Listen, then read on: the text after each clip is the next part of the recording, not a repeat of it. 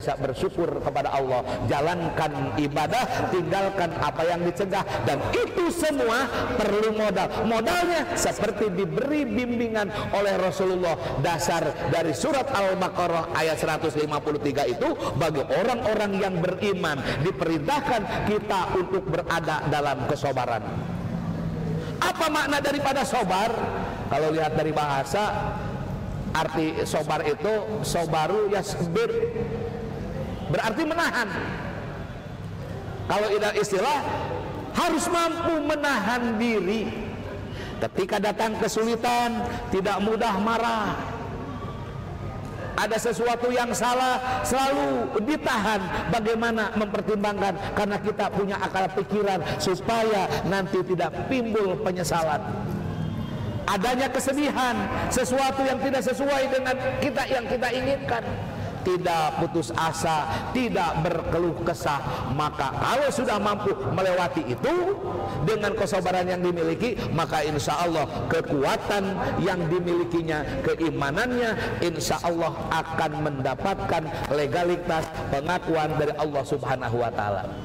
Kalau demikian adanya, berarti kita dalam menghadapi kesabaran itu harus tahu sabar dalam hal apa.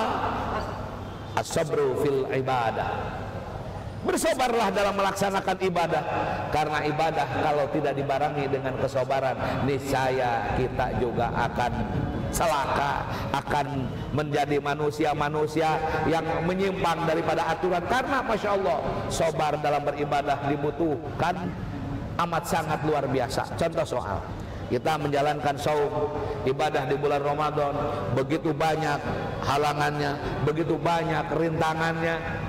Bahkan kalau kita ingat, kita tidak tertutup kemungkinan kalau kita tidak sabar dalam belajar bagaimana puasa kita supaya berkualitas. Untung kita masih ingat kata Rasulullah SAW, khamsatu asya'a tuhbitu saum aw tubtilu sawabahu. Ada 5 perkara yang dapat membatalkan ibadah puasa. Kita ingat Rasul mengatakan, kamin syaimin laisa lahu min syami ilal ju'i wal atsu. Betapa banyak orang yang menjalankan puasa tapi puasanya kurang kualitasnya, cuma hanya mampu bertahan untuk menahan lapar dan haus. Tapi Rasul mengatakan, awas jaga, ada 5 perkara yang dapat membatalkan pahala puasa. Khamsatu asyatu bitu saum aitubtilu sawabahu. 5 yang dapat membatalkan puasa, bukan puasa secara fisik yang batal, tapi pahalanya. Rasul kasih tahu, yang pertama kata Rasulullah, al-kadzib, awas jangan bohong, jaga mulut, jaga lisan.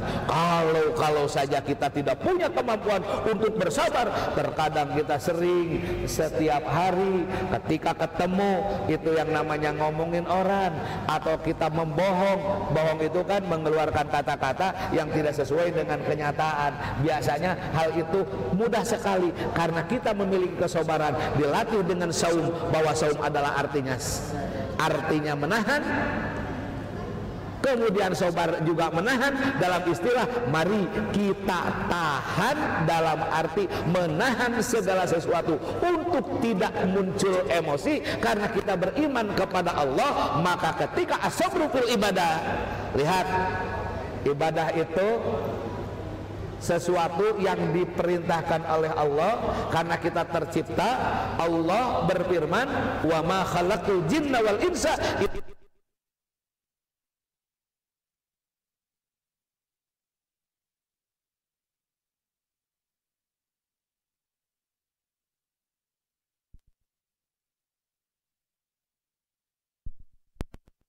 Kenal, ada wajib, sunat, haram, makruh, jaiz. Itu dalam pelaksanaan kesehariannya perlu kesabaran. Wajib kita laksanakan. Kalau kita laksanakan, Allah memberikan pahala kepada kita. Coba bayangkan, lagi enak-enaknya tidur, kita harus bangun. Kalau sekarang makan sahur, dilanjut ke sholat subuh, kita sabar, kita lakukan karena bentuk keimanan. Kalau tidak ada kesabaran, tidak tertutup kemungkinan, udah gampang gak usah sahur, gampang dituduh sholat, gak perlu sholat, karena kita juga mau melaksanakan ibadah. Naudzubillahi min dzalik. Sabar juga dalam menahan untuk tidak melakukan satu perbuatan yang memang dilarang oleh Allah. haram. Kalau kita kerjakan, ini pasti Allah murka. Oleh karenanya kita tahan untuk tidak melakukan sesuatu yang bernilai haram. Ini bentuk penting ada kesabaran. Menghadapi hal ini, sabar juga dalam menerima ketentuan Allah.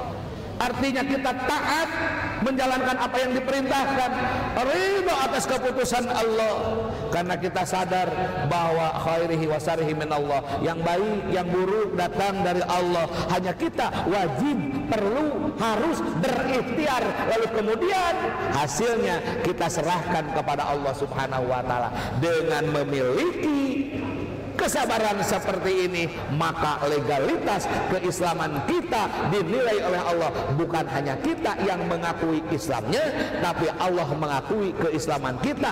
Insya Allah niscaya orang-orang yang seperti ini, maka Islam itu berarti kitalah mudah-mudahan insan yang sempurna dalam perilaku atau langkah kehidupan ini, memiliki amal yang sesuai untuk sampai kepada nilai manusia yang mulia dalam pandangan Allah Subhanahu wa taala. Mudah-mudahan semua kita dengan taufik dan hidayah dari Allah Subhanahu wa taala, kita selalu senantiasa memohon kepadanya agar semua kita ada dalam bimbingannya, sehingga kita menjadi manusia-manusia yang dikembalikan oleh Allah, ditempatkan di tempat yang penuh kenikmatan, dunia bahagia, ketika kita di akhirat ditempatkan Allah dalam surganya.